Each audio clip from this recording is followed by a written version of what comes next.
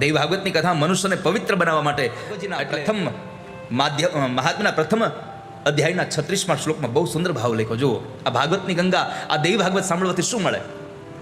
મહાત્માના પેલા અધ્યાયના 36મા શ્લોકમાં તથાન ગંગા યાનકાશી નનેમિષમ નો મથુરાન પુષ્કરમ સુનાતિ સદ્યો બદ્રીવનમ નો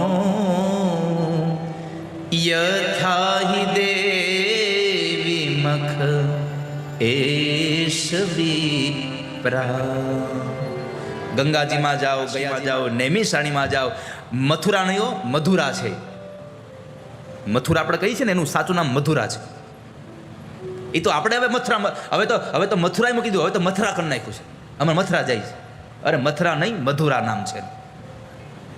એ મધુરાની વાત છે. મધુરામાં તમે જાઓ, પુષ્કરમાં જાઓ, બદ્રિકારણ્યમાં તમે જાઓ, અને આ બધા તીર્થોમાં જવાથી તમારા થયેલા પાપ જેટલા જલ્દી નથી નષ્ટ થતા, એટલા જલ્દી નષ્ટ દેવી ભાગવતની કથા સાંભળવા થઈ જાય તમારા બધા પાપો નષ્ટ.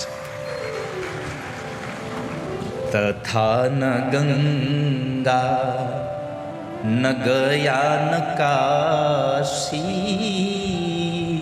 અહીંયા આપણે પાપ ધોવા બેઠા છીએ,